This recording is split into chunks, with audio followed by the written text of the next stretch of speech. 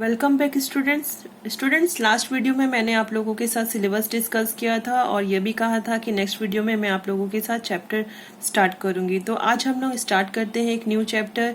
Students, जैसा कि आप लोगों ने सिलेबस देखकर यह समझ ही लिया कि हमारे पॉलिटिकल साइंस क्लास 12 के सिलेबस में दो ग्रुप है, group A, group B. Group A है politics in India since independence और दूसरा है हमारा कंटेम्प्रेरी वर्ल्ड पॉलिटिक्स।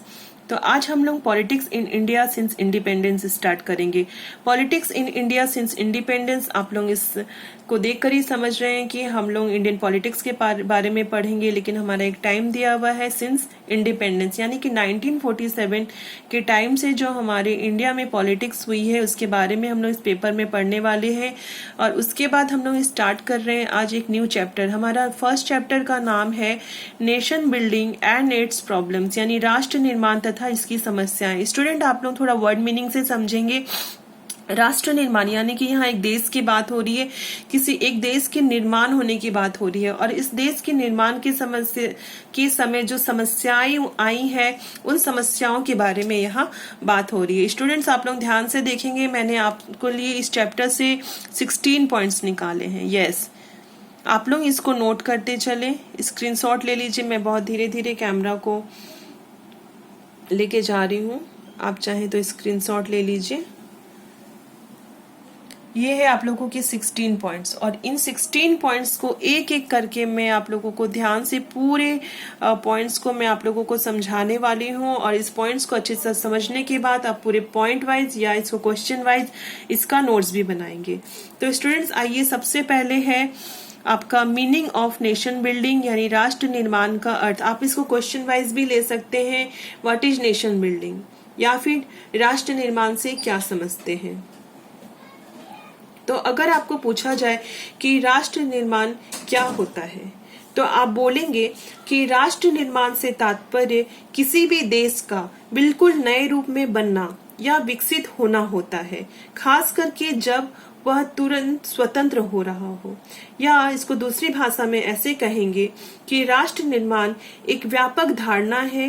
राष्ट्र निर्माण का उद्देश्य लोगों में एक चेतना का विकास करना होता है। उसमें देश में रहने वाले विभिन्न लोग जो अलग अलग जाति, अलग अलग धर्म, अलग अलग भाषाओं के होते हैं, उनके अंदर यह सोच विकसित करनी होती है कि आप सब इस देश के नागरिक हैं और आप सबों का इस देश के प्रति अपना कुछ कर्तव्य है, आपको जिसका पालन करना है।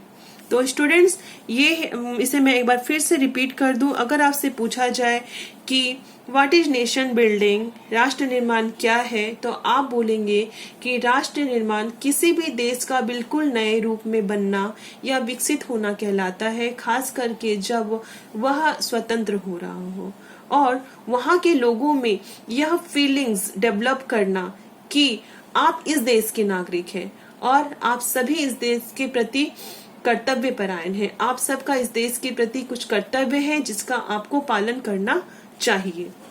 स्टूडेंट्स, मैंने आप लोगों के लिए डेफिनेशन यहाँ पे लिखा हुआ है। अगर आपको क्वेश्चन आए व्हाट इज नेशन बिल्डिंग, तो ये है आपका डेफिनेशन, आप इसका स्क्रीनशॉट ले लीजिए। और अगर हिंदी में अगर लिखना हो तो आप यहाँ भी इसका स्क्रीनशॉट ले लीजिए। बस इसका एक लाइन यहाँ है, आप इसको ध्यान से देखेंगे, इसका स्क्रीनशॉट लेंगे। अब आइए, आपका नेक्स्ट पॉइंट है Nehru's approach to nation building, राष्ट्र निर्माण के प्रति नेहरू का दृष्टिकोण। स्टूडेंट्स, आप लोगों के लिए जानना जरूरी है कि 1947 के बाद आफ्टर इंडिपेंडेंस हमारे कंट्री का नया संविधान बना, नया संविधान लागू हुआ कब? 1950 में। और उस समय हमारे देश के प्रथम प्रधानमंत्री पंडित जवाहरलाल नेहरू चुने गए थे। तो पंडित जवाहरलाल नेहरू का हमारे राष्ट्र के निर्माण में बहुत बड़ा योगदान है और उनकी अपनी एक सोच थी राष्ट्र निर्माण को लेकर। उनकी जो सोच या जो उनकी अप्रोच थी उसके बारे में आज हम लोग पढ़ने वाले हैं। तो देखिए स्टूडेंट्स, ये है यहाँ 6 पॉइंट्स। इन 6 पॉइंट्स में आपको बताया जा रहा है कि नेहरू अपने राष्ट्र का निर्माण किस तरीके से करना चाहते थे, उनकी क्या दृष्टिकोण थी अपने देश के निर्माण को लेके। तो आप सबसे पहले आइए पॉइंट ए यहाँ पर बोल रहा है सपोर्टर ऑफ मिक्स्ड इकोनॉमी, यानी कि पंडित जवाहरलाल नेहरू मिश्रित अर्थव्यवस्था के समर्थक है। यानी कि वो ना सिर्फ कृषि बल्कि उद्योगों को भी मिलकर काम करने की सलाह दे रहे थे। उनका कहना था कि अगर हमें अपने देश का विकास करना है तो हमें अपने एग्रीकल्चर को भी बढ़ावा देना चाहिए और हमारे इंडस्ट्रीज को भी बढ़ावा दिया जाना चाहिए। नेक्स्ट है बोला जा रहा है कि फेथ इन सेकुलरिज्म, धर्मनिरपेक्षवाद में विश्वास। पंडित जवाहरलाल नेहरू ये जानते थे कि हमारे देश में बहुत ही अलग अलग धर्म के लोग निवास करते हैं, तो उनका मानना था कि अगर हमारे कंट्री में सभी लोगों को एक साथ चलना है तो हमें सेकुलरिज्म फॉलो करना चाहिए। नेक्स्ट है सपोर्टर ऑफ पार्लियामेंट्री डेमोक्रेसी। हमारे देश में लोकतांत्रिक व्यवस्था थी और इसलिए पंडित जवाहरलाल नेहरू का कहना था कि अगर हम संसदीय शासन व्यवस्था को अपनाते हैं तो यह लोकतंत्र के लिए बहुत ही अच्छी बात साबित होगी और हमारे देश के विकास में बहुत ही हमें इसका सपोर्ट मिलने वाला है। नेक्स्ट है आपका लोकतांत्रिक समाजवाद में विश्वास, यानी faith in democratic socialism. Pandit Jawaharlal Nehru ने जब सोवियत संघ का दौरा किया था तो उस दौरान वह सोवियत संघ के समाजवादी विचारधारा से बहुत प्रभावित हुए थे और चूंकि हमारे देश में लोकतांत्रिक व्यवस्था थी तो उनका मानना था कि यदि हम लोकतांत्रिक समाजवादी विचारधारा को फॉलो करें तो हम अपने देश को विकसित करने में बहुत अच्छा काम कर सकते हैं।